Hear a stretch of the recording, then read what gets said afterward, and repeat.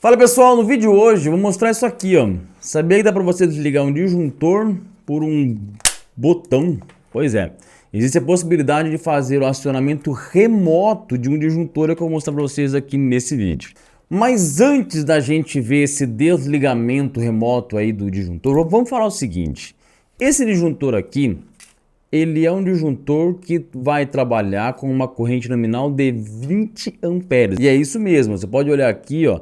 A corrente nominal dele, ó, é de 20 amperes, ou seja, ele vai atuar quando a corrente chegar a 20 amperes conforme a curva dele. Disjuntor tripolar de 20 amperes. Só que eu tenho também esse daqui, que também é um disjuntor tripolar. Pode perceber que ele é bem menor, só que ele é de 63 amperes. Você pode observar aqui, ó, na corrente dele, ó, que ele é um disjuntor de 63 amperes curva C. Mas por que esse disjuntor, então, ele é tão maior do que esse e ele tem 20 amperes e esse aqui 63? Na verdade, eu até poderia ter um desse, por exemplo, de 63 e esse também, né? Ou poderia ter um desse de 20, tanto faz. Mas por que ainda essa diferença de tamanho? E a explicação está exatamente aqui, ó, nessa parte do disjuntor, abaixo aqui da corrente nominal. Você vai perceber que tem marcado aqui, ó, 400 volts, 3.000 amperes. Essa daqui é a chamada corrente de curto-circuito que o meu disjuntor suporta. Ou seja, caso ocorra um curto-circuito, o máximo que ele vai suportar sem ele danificar é 3.000 amperes, esse daqui. Já esse, dá uma olhadinha aqui, ó, em qual é a corrente de curto-circuito que ele suporta. Tá vendo aqui, ó? Em 220 volts, 35.000 amperes. Olha só a diferença da capacidade que esse aqui tem de suportar um curto-circuito e esse. Mas o que isso interfere no meu circuito? Preciso olhar realmente isso?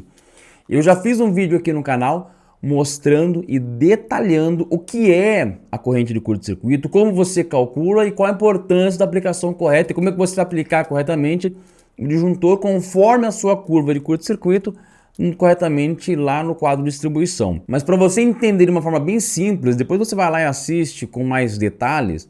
Quanto mais perto o meu disjuntor estiver do transformador e quanto maior o transformador, maior é a corrente de curto-circuito. E se no meu circuito tiver motores elétricos, também vai ser maior a corrente de curto-circuito por ser uma carga indutiva. Então, em geral, em residências, onde está longe do transformador e etc., esse disjuntor aqui consegue atender com facilidade. Já, por exemplo, em situações onde a gente tem uma instalação muito próxima do transformador, o transformador com uma potência muito elevada, ou por exemplo, dentro de empresas onde tem motores com grandes potências trabalhando, esse daqui é o que é necessário utilizar. E sim, você vai encontrar com diferentes correntes e com diferentes capacidades de suportar curtos-circuitos. Esse daqui é da JNG.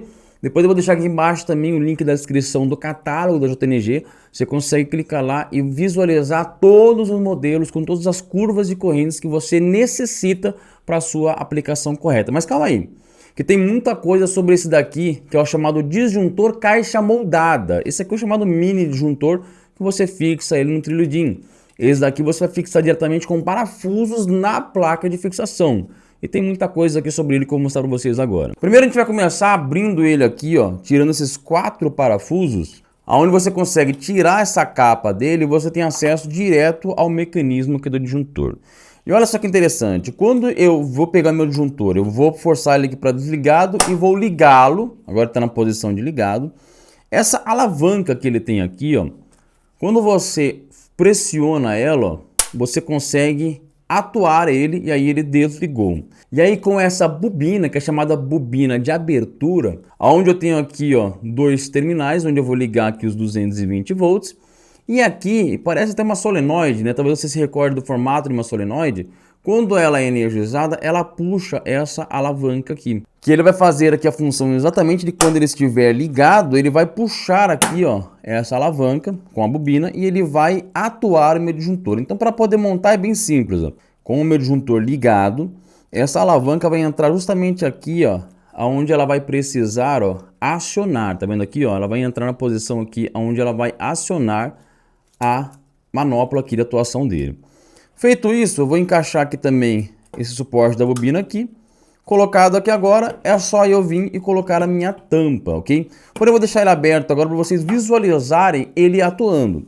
Para isso, eu vou pegar aqui 2 fases e vou conectar aqui nas bobinas. É os meus 220 volts. 220 volts conectados, o meu botão está ligado diretamente na bobina. Quando ele fechar os contatos, exatamente assim, ó, quando eu apertar o botão, você vê que o meu disjuntor atuou. E para que eu preciso disso? Dá para fazer várias aplicações, como por exemplo, imagine uma situação de uma loja em um shopping, uma loja onde tem muitas pessoas, e ali começa, por exemplo, o princípio de incêndio. A primeira regra antes de eu combater um incêndio é cortar a energia elétrica. Como é que eu vou fazer isso de uma forma rápida e eficiente? Em um ponto estratégico eu posso ter um botão onde qualquer pessoa onde tenha lá a sinalização que em caso de incêndio aperte o botão, eu apertando eu interrompo a energia elétrica da loja, do prédio, do que for que eu precisar ali interromper. Outra situação importante que eu posso utilizar é quando eu tenho, por exemplo, um gerador que vai entrar em uma falta de energia.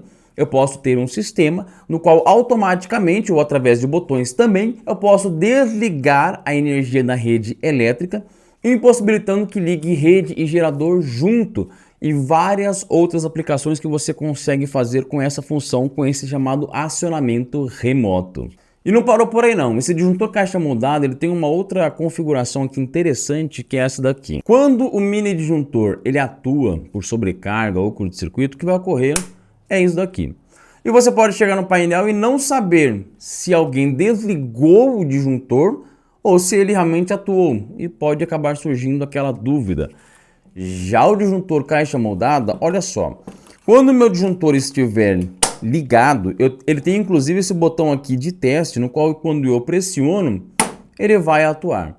E você pode perceber que a manopla dele agora não veio para a posição de desligado, ela ficou aqui no meio parado.